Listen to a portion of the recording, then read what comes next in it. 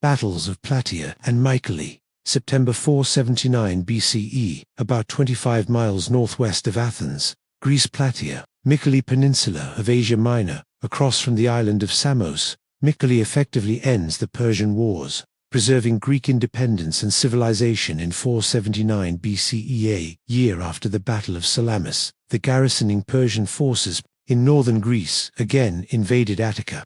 Commanded by Mardonius' brother-in-law of King Xerxes, they advanced from central Greece and again occupied Athens.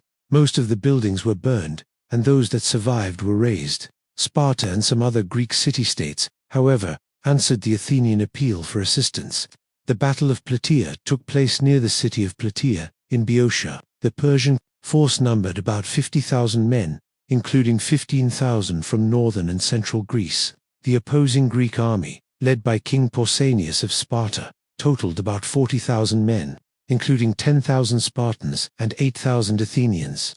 The Persians not only had the advantage in total numbers, but also had more cavalry and archers. When Pausanias threatened Mardonius from the flank, the latter withdrew his army north behind the Asopus River. The Greeks followed and set up defensive positions on the other side of the river, about 25 miles northwest of Athens. Mardonius found it difficult to employ his cavalry and archers against the more heavily armed Greek hoplites. The two sides faced one another for several days. The Greeks were confident that they could defeat the Persians in a shock-action battle, but they were unable to entice their enemy into an attack. While the standoff lasted, the Persian cavalry harried Greek forage and water parties. Finally, with the Greeks running out of supplies, Pausanias developed a plan to bring Mardonius to battle by withdrawing closer to Plataea. The Greek change of position was to be carried out entirely at night, but by dawn only about half the forces had departed. The Persians could see the much smaller Athenian and Spartan forces in march.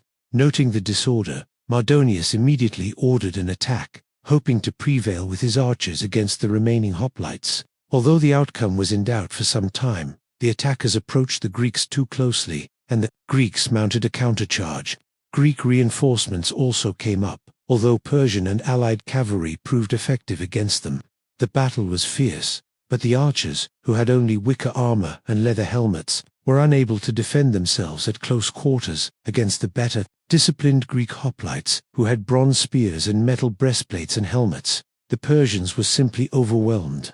The Greeks may have lost 1,360 men, but the Persians lost 10,000 or more, including some 1,000 allied Greeks. Mardonius and his personal guard were among those slain in the wild retreat. The remaining 40,000 men were scattered in every direction. For all practical purposes, the Persian field army ceased to exist. In the simultaneous Battle of Mycale, according to Greek tradition, the battle occurred on the same day as the Battle of Plataea. The Greeks engaged the Persians on the slopes of Mount Mycale, on the coast of Ionia, opposite the island of Samos. Unbeknownst to the Persian-backed ruler of Samos, a number of Samian envoys had appealed to King Leotychidas of Sparta, who led the combined Greek fleet of some 250 triremes from a base at Delos. The Samians told Leotychidas that the Persians had detached their powerful Phoenician contingent and, with little more than 100 triremes remaining, were vulnerable to attack. Leotychidas departed Delos and sailed east to Samos, afraid to risk a naval engagement with the Greeks.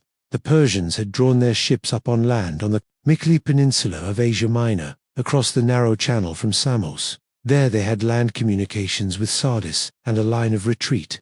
They also had the support of Persian General Tigranes and 6,000 Persian troops detached to keep watch over Ionia. The Persians had thrown up land defensive works, including a stockade of wood, to protect the ships. In all, counting the troops under the Persians and their Ionian Greek allies numbered about 10,000 men. Leotychidas had at best 2,500 marines and 1,000 archers, in addition to his rowers and sailors.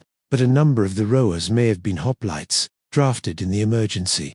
Despite the disparity in numbers, the Greeks decided to attack the Persians on land and destroy their ships. Leotychidas could not hope to take the Persian fortification by storm with his small force and no heavy equipment.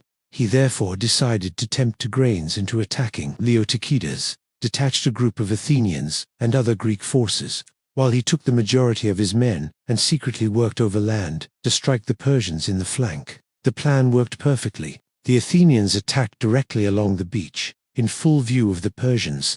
Seeing the small size of the Greek force, Tigranes launched an attack from the defenses. Some of the Ionian Greeks abandoned the Persians, however, and switched sides. The battle hung in the balance, and Leotychidas and the Spartans arrived only just in time. After hard fighting, the Persians were routed. Perhaps 4,000 lost their lives, including Tigranes and his second-in-command. Greek losses must have also been heavy.